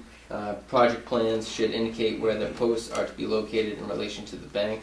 Depending on the proximity of the post to the bank, the commission may want to consider a condition requiring monitoring for potential scour in the vicinity of the posts. It's a good comment by DEP, but I think the takeaway message is that this is an existing sand gravel road, so the bank was pretty much removed historically since everything's been on it. And with the beaver activity, there's no heavy flow through there, so it's really just flood water. How high above the water do you propose it, Taylor? Approximately, I think the other one rallies about 2 feet. Does that seem right, Brent? I think it may even be less than that. It's less than that afterwards, because I think the It's less pipe than was that. too small. But, because they seem to, the beavers, that seems to be a strong building point, so I'd say at least 2 feet would be desirable. Are you gonna put in deceivers during that? There's already a deceiver out there, and they already nullified that by going to the downstream side of the farm ford. So the existing one is Yeah. actually right here. yeah, so the reality is, and actually I had a conversation with Heidi Davis, and her comment actually isn't, although it was referencing to the bank, it actually is a good comment for us to possibly incorporate, because that was a farm dam, there's 2 points that apparently flow was directed through it originally, and now there's a third point because once the beavers impounded enough water, it actually blew out over in here. So there's an opening here, and there's another opening right here. I think this is the one that we figured out was the historic channel of the Mill River, and that's where the beaver deceiver got installed. The one that opened up over here was a combination of both the hedgerow and the beavers raising the level high enough that it actually washed through and washed out what had been sort of a little hedgerow along the edge of the farm road there. Yeah. Took some cherry trees and some other things down with it. I think at the time they just toppled over. So any of our posts that are in those areas, we might want to watch how we position them so that they won't. So any flow will be at a center of a span and not directed right at the supports, which then might cause some kind of scouring and stuff. Which I'm sure can be worked out because we've got enough of a length there that we can vary things and we can space things appropriately. Yeah, In definitely. terms of the span. So. Another actually thing that's kind of irrelevant is item number 3, erosion controls. We're within the resource area, conducting all the work, so we're not going to have any erosion controls for that. But there's no earth disturbance proposed, that's why. Right. I mean, there's nothing going to be down gradient of that. The posts are going to be hammered in. Right, they're going to be driven like pile driven or however They're all you want to call it, spiked. like hand mechanism. So yeah, so there isn't any earth disturbance that's proposed here. And to be quite honest with you, the beavers have done more earth disturbance there than we could ever possibly contemplate doing, since I'm very familiar with the changes of that site over the last 12 years. Yeah. And they've excavated more material out of that ford to make their downstream dam than I thought possible. Yeah, they do make it a lot deeper. You need a beaver cease and desist. Yeah. They haven't He's gotten sitting it yet. right next to you. It's called I do it all trapper. the time. Okay, anybody else have any questions on this? So Tyler, you're here tonight to just, you want to continue? Well, it was continued because DEP hadn't issued a file number. Right. I think the commission may remember I told them that the Postal Service didn't help us out. Right. It took an excessively long time to deliver the package and stuff, so we didn't have a file number, didn't have any comments from them. I reached out to DEP just this past week to get those comments or whatever. And the proposal is for the commission to adopt the same conditions that were utilized just a short time ago in the Georgetown Raleigh State Forest with the trail work that was overseen by DCR and Essex County Trails Association. That seemed to go very well. We have, like I said, this particular project, we don't have any earth disturbance. That project had steps, so it was appropriate for erosion control. This project is really only going to be involved with pruning of vegetation to establish the travel corridor once we get rolling. And actually, there's a trail work day coming up this Saturday on the 14th where we're going to have hopefully some volunteers that will start pruning because that farm road has grown back in quite a bit, and it's mostly all invasive species, so again, we're not going to be negatively impacting any native plants. The other thing that's gonna be going on, once they get full approval here, if we get it tonight, is to go out and start looking for donations, both materials and money. Do you have a price yet? Huh? It's in the what, 10,000? I don't know, there was a quote. Yeah, it was like 10,000, but that, was materials and I think there might have been even some labor in there. If I could So, speak to that point a little bit, Sonia Vincola was here at the last meeting and presented the first overview of this, and she indicated that the estimate was about $10,000. Right. Now, both she and I are on the Community Preservation Committee, and we met last Thursday in general and had a normal meeting, a regular meeting, and also an annual meeting, which is required under the statute. And there were no projects presented to us, and the committee got discussing that a little bit, and I brought up this particular project outside of that and indicated that people who were behind this were discouraged from presenting an application to the Community Preservation Committee because of a plethora of town projects that had come before us within the last year. And there being nothing new on the agenda with regard to new pending projects, various committee members spoke to the point that they would welcome a new application from the Open Space Committee for $10,000, which we're meeting again in, I think, second Thursday in November. So, a word to the wise, there's some receptivity there. Oh, that's good news. No guarantees, but. Yeah, but, yeah, even if something. So I know if the commission would so choose, I would recommend consideration of voting to issue an order of conditions with special conditions that have been discussed. You do that so quick. I will, so move. I'll let somebody else second, just because. Second. Okay. All in favor? Aye. Aye. Great, thank you. That's good.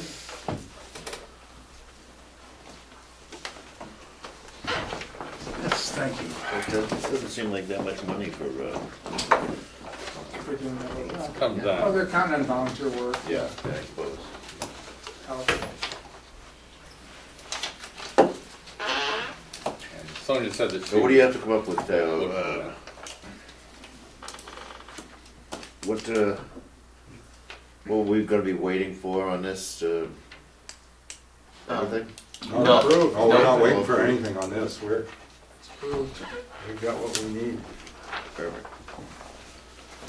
Signed, sealed, delivered. There are no stormwater facilities involved in this project. Tell that to the beavers. Yeah.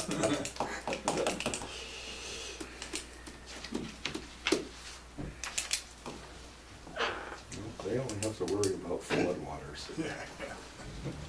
Droughts. Pardon me? Droughts. Yes, that too. The lack of water or the overabundance of water. Right.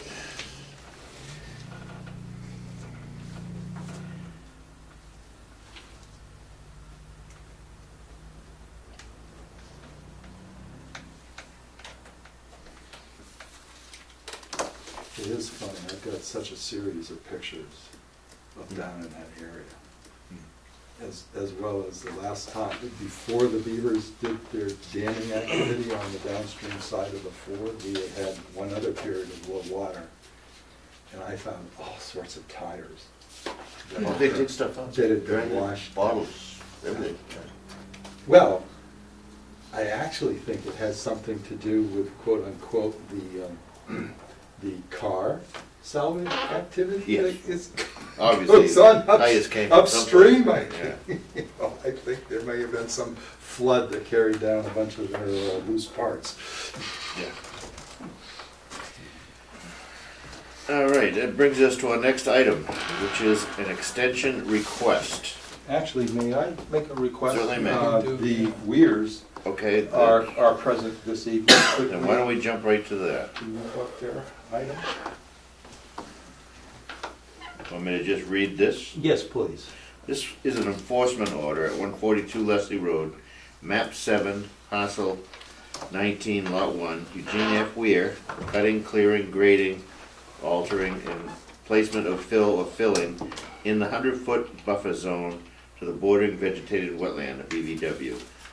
310 CMR 1002 for approximately 10,000 square feet without application or an issued permit.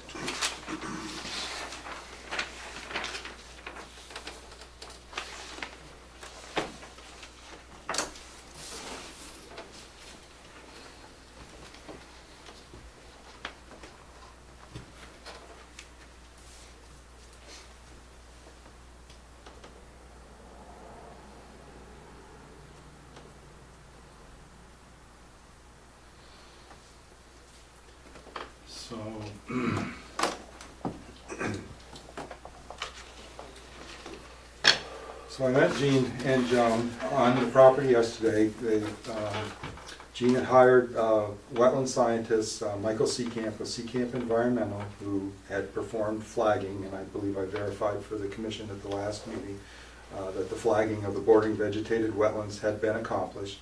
I also was contacted by Dave Farrar, is that how his last name is pronounced? I think it is, yeah. I'm not exactly sure how it's pronounced. Okay. Yeah. Anyway, they have a surveyor who was there this weekend, but he, because of his workload, wasn't able to present anything. So I met with Gene yesterday at noontime and just want to discuss some of the areas on the property, because based on the flagging and based on where some areas have been laid out on here, and I just want to, oh, I know. So you also have the ability, so there's a comparison, and I'll show it up on the screen here, of the same exact shot, one that was just yesterday and one that was in 2007. Just to so, again, there's no dispute that there were some changes made on the property within the 100-foot buffer zone. Let's see.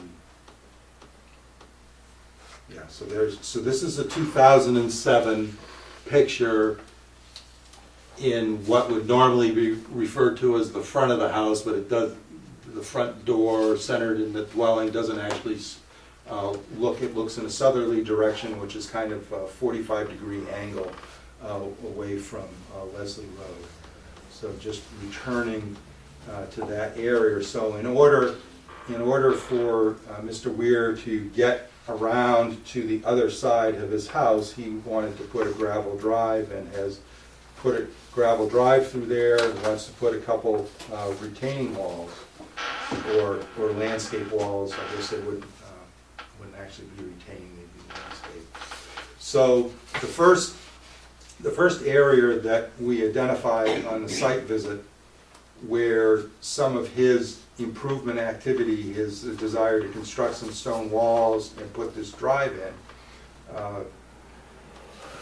came to the area, and this is right directly in front of the structure. So what we have here is where he started by hand to accumulate and put stones to create a stone wall, but the wetlands flagging, I think, is right on this tree overhanging that. So that's actually in bordering vegetated wetlands.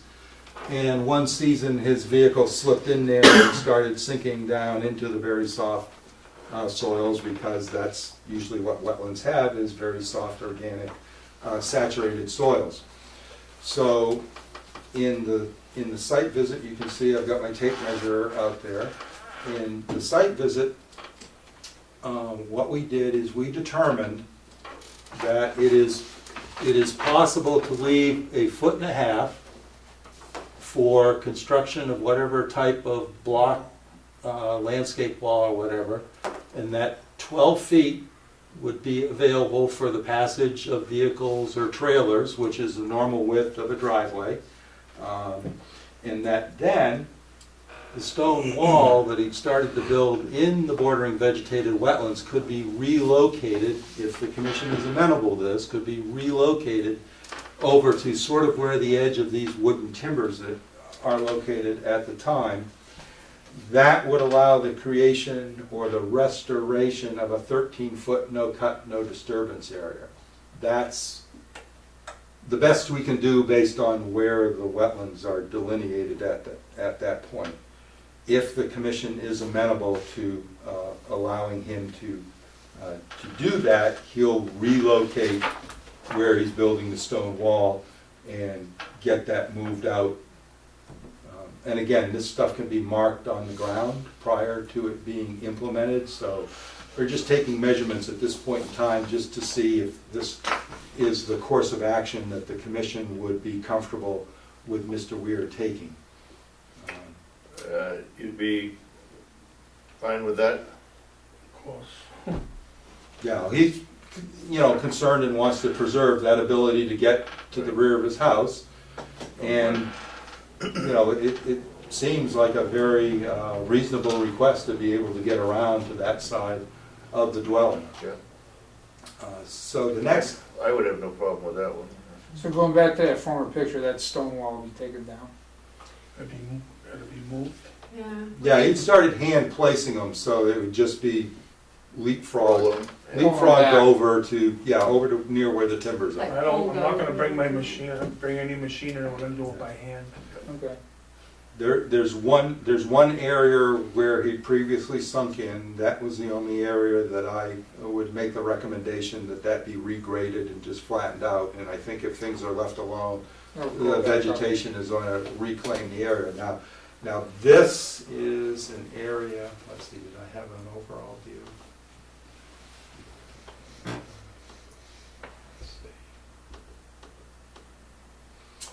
There's an area where the timbers and stuff make this sort of little right angle, and again, the wetlands line comes in. So what I measured off here is from a wetlands flag that is in the woods area there. This is approximately 25 feet to where my clipboard is, and the wetlands line over here, again, this is 25 feet to where the tape measure is. So again, with some adjustments, work can pretty much be pulled out, disturbance can be pulled out of what the commission would have established as a no-cut, no-disturbance area. It is going to involve the relocation of some of this stone wall business, but... Frank, could I ask you one question on Sure. part of that wall? Did we decide that part of that wall can stay when we get down to where that trailer is, that I have the trailer? Is that where we start moving it over towards that bank? Well, that was my next thing to discuss with the commission. So as we, Move on down the line. so basically we've been discussing this area in here and then where it curves down a little bit. Then the wetlands comes back in and goes close. Now, prior to Mr. Weir purchasing the property, there was a gravel circular area that had a little island of trees in the center. That, when he originally interfaced with the commission back in 2006, that got taken out and this whole area got put in gravel. And he put erosion control along here because the fill that's there slopes down about 2 to 3 feet. So, again, I'm sorry we don't have a sketch plan or anything, but the bordering vegetated wetlands comes in fairly close to that area. And right now, he had a trailer, is it, parked in here? Yeah, correct, the trailer. And so... It's just a, And so with some adjustment in moving that out, we can get as much, but we can't get a 25-foot no-cut, no-disturbance area, but we can get pretty close and bring the stone wall to come out and intercept that fill for the gravel turnaround that was already pre-existing there. And then on the other side of that, again, the same thing. So there's some areas where we can't always respectfully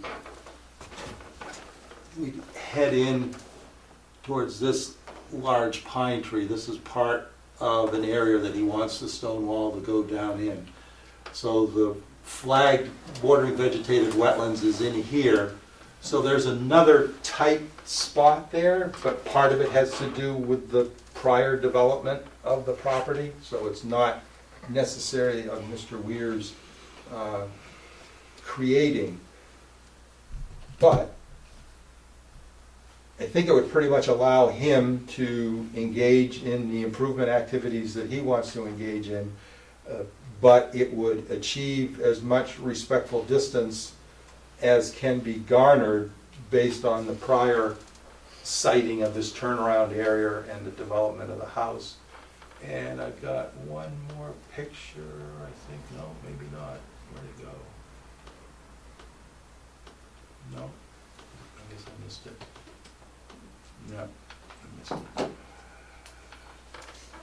it. Then in the front of the property has, and I think I did pass it around here, so maybe that's why I'm getting confused, because I printed it out. Is there a picture that shows like a progression of fairly good-sized boulders? The bottom there? Yeah, where your thumb is, the Yeah, bottom here. one, yes. Yeah. Yeah, I'm sorry, I thought I had that in this.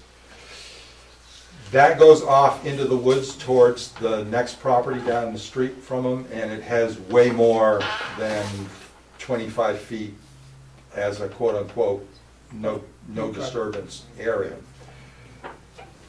So the suggestion for the commission's consideration, first let me stop, are there any concerns with what's been laid out in regards to the disturbance and the activities that have occurred on the property? So at this point in time, So if I understand everything right, it would be to get everything back out of that 25-foot. right. So my suggestion for the commission's consideration, number one, to separate the activities of bringing Mr. Weir back into compliance with the Wetlands Protection Act and the Wetlands Bylaw. My recommendation to the commission would be that we consider issuing a directive that gives him a time frame and directs him to do these repositionings of where some of these stone walls have been conferred. We may even wish to have a post and rail fence installed at the top of the slope of the driveway turnaround area that is meant to demarcate where the no-cut area, even though it's compacted there, where it comes up to that filled turnaround area. And probably should put some no-cut 4x4 posts at various points along the stone wall to reinforce what the stone wall is trying to convey in terms of announcing that that's a restricted area behind it. If this is done as a directive, it would prioritize the activities of bringing the property back into compliance, and then Mr. Weir could file an RDA for the other improvements and the future improvements that he wishes to make as far as more stone wall construction. There's some trees he'd like to remove because they're shading his house, especially on the back side. He's getting algae and moss growth and stuff because there isn't enough openness around the house. You're probably gonna end up losing that tree right there, because it's got a good scar on it. Yeah. Those, But this would separate That activity. the activities of getting back into compliance and then let Mr. Weir obtain a permit to Do the follow the normal appropriate path for doing work in the buffer I'm zone. all for that, as far as, bringing everybody. could I ask one question? Of course you can. I was gonna do a poured wall, not a block wall. I don't blame you. So- Yeah, but again, we're just talking about the activities to get your stone wall and your disturbance work and establish a no-cut, No, no I disturbance. Then, whatever application you want to Oh, submit okay. later on, you can submit an application for building windmills, for building marvelous crystal block walls in the buffer zone through the normal application process. But we want to get where you're out of compliance and in violation, we want to get those things addressed I first. just wasn't sure if you were pertaining to be, that part of my compliance is to put a block wall, and I know that's No, way no, too no. expensive. No, I can't afford it. no, Can't afford it. no, you're, but, again, for those improvement projects, we're gonna recommend that you file a normal application or whatever after we address these issues of where some stone wall stuff has gotten into the bordering vegetated wetlands, and we want to get that pulled out, and establishing a no-cut, no-disturbance area with appropriate signage and little bit of protective barrier on the drive area there. And get that all finessed out, and then you can file an application for the duck pond you talked about, and the other things and stuff that would be occurring in the buffer zone. So you'll write the directive? If you so direct me to, yes. And with a I time. don't have any problems with any of that, do you? As long as the homeowner can, agrees to it? What would you put as a timeframe? Let me. Most of if I could. what's gonna occur here should be able to occur over the next 60 days or so. I mean, It all depends on the weather. I mean, if it starts to, if we get suddenly a month of rain, you're not gonna wanna be in there, and you're gonna do more damage going in there. So I would say, I would put a very liberal we could put it timeline till on. December 31st. Well, that would be quick. I mean, that's not much time. How much time would you like to have put on there? I'll start right away and I can Yeah. keep in touch with them and let them know, I mean, I want it I've- fixed. we've already You started. could always put the contingency in there that if there's weather-related delays, that Right, we can because allow. weather-related delays and all this kind of outside work, is critical, you know, I mean, to. Right. The guy that come down and put the post in this week, he worked in the rain. It was, I mean, if you know The Saturday, downpour. I said, I couldn't believe the guy was out there. He says, I talked to Brent, I made a promise with him, and I'm here. And I was Right, like, and "That's- so we've still got a that's pretty-" plan that's gonna be Yeah. coming into us that will have the wetlands delineation and shows some of the relationship of But I'm this. just saying, I don't think anything should be carved in stone as far as that No. goes. Yeah, okay, all right. No, but it's good to start off with at least a clear recognition that we are looking for these things to be addressed as a priority prior to getting the application for the Right. quote-unquote development and improvement type of thing. We want the violations addressed first. I mean, Done first. Like I said, I don't wanna bring any machinery out. I wanna do it all by, I put everything there by hand, I can move it by hand. Yep. I don't wanna destroy it. I think, Brent, Stuff is grown already. I've been pretty much protective. I haven't really tried to destroy anything. I try to keep a distance away from Right. things. he just didn't know where the wetlands Which was should be seen, located because there hadn't been a delineation, and this is exactly why I was talking about the informational posts for Dodge Road, because when you don't know where things are, it's on the ground, when you just bought the property, you don't see this stuff.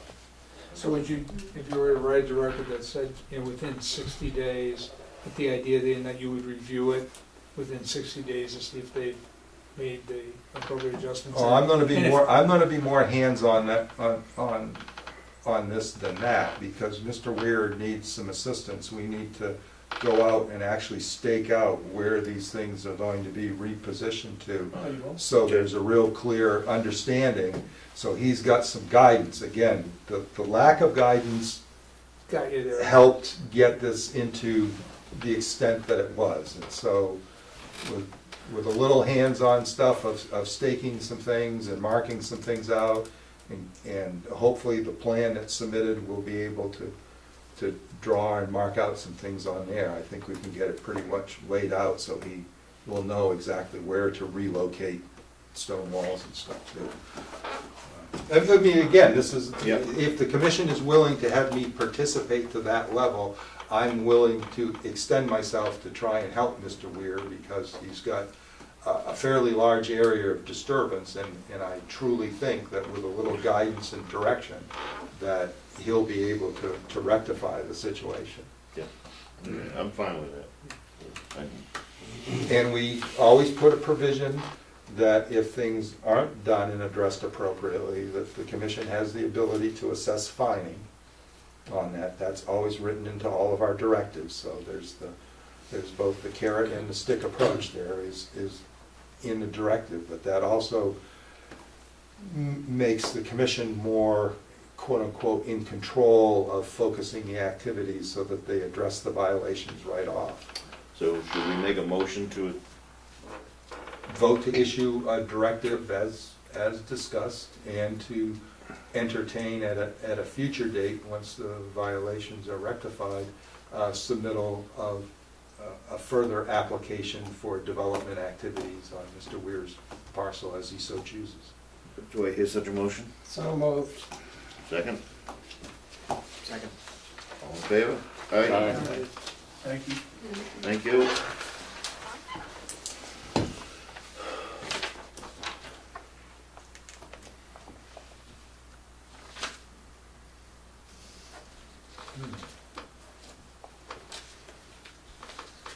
I'll have to ask you for that, because I think it's forgot to be written down here. So who moved? Okay, who seconded? I did. Sorry? Dan, thank you.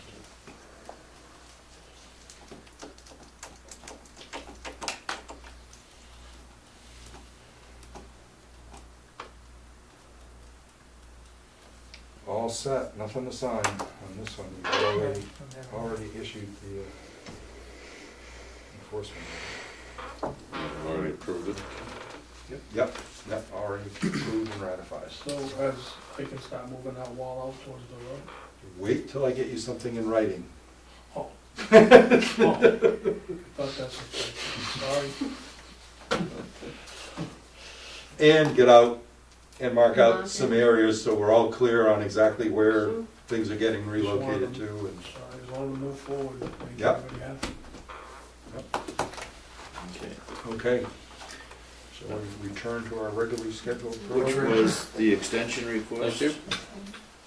For, Thank you, everybody, appreciate it, thank you, bye. Have a good evening. are you here for Tompkins?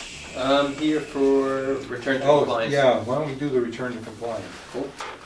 All right, how about a request for a return to compliance letter for 893 Havel Street, map 4, parcel 35, lot D, Joseph C. Wright, enforcement order, directive for riverfront disturbance in 2015. Again, Tyler Farrick with DeRose Environmental. I'm here representing the property owner, Joe Wright, at that address. In 2015, Joe kind of expanded and removed some vegetation and fill, and that was in the outer 200 riverfront area without a permit. Because he didn't have informational posts installed on his property that said, this is regulated riverfront. Okay, I get it. Correct. So that happened, and he could have filed for after the fact, but he was like, let me just take it out and I'll deal with it.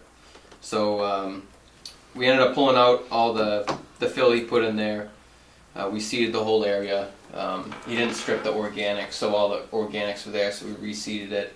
And we added 12 white pines. And then, as you know, we had that severe drought 2016. Killed them all. White pines didn't make it.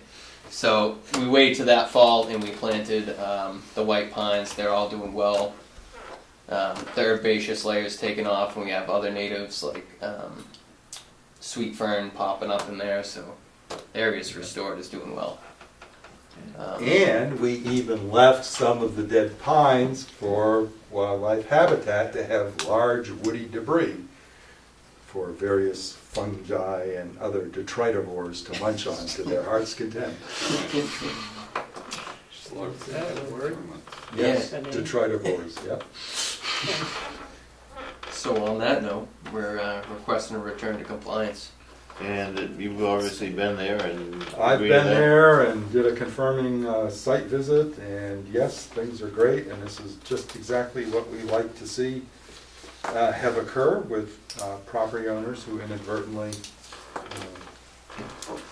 get into a compliance issue. And if the commission so chooses, I would recommend consideration of issuing a return to compliance letter to Mr. Wright. Do I hear such a motion? So moved.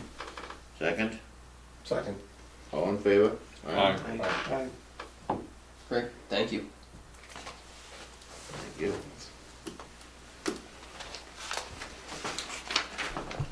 Now Geez, I that, forgot all about this. I should have dragged you out as Exhibit A earlier, right?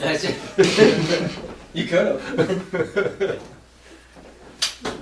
now we have a new request for an extension for the DEP 63 Yes. 0625 land off Daniels Road, map 9, parcel lot 23. Otherwise known as the nefarious Marion Way 40B proposal. The only local permit that comprehensive development project needs to get is under the Wetlands Protection Act, if it so chooses, and the CBA can direct the applicant to go to the Conservation Commission. That's, I've never heard of a ZBA taking over a Wetlands Protection Act hearing process, so I think in all communities that if there's regulated wetland resource areas involved, the applicant comes to the ConCom, but the rest of the development proposal goes through the ZBA in their 40B process. Okay, and this was just a request for an extension of that? Was that Yes, issued? yeah, permit was issued. There's been absolutely no activity on the site because they did not get approval from the Zoning Board of Appeals. It was denied, and they are resubmitting proposal, but according to them, it has not substantively changed the project as presented and covered under this order of conditions.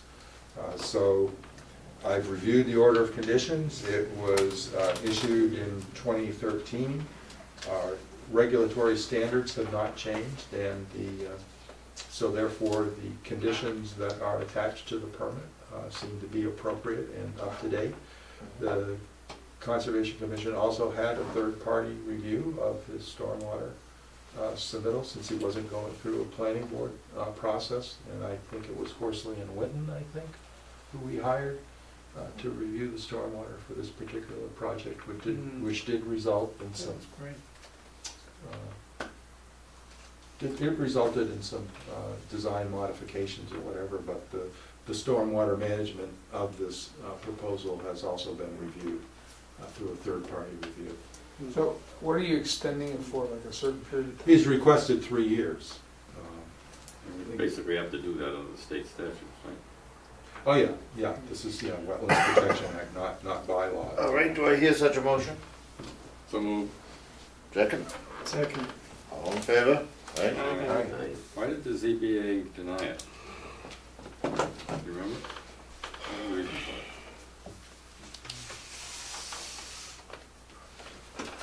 I think I'll just say I don't know. Weren't there issues also when we were going through it?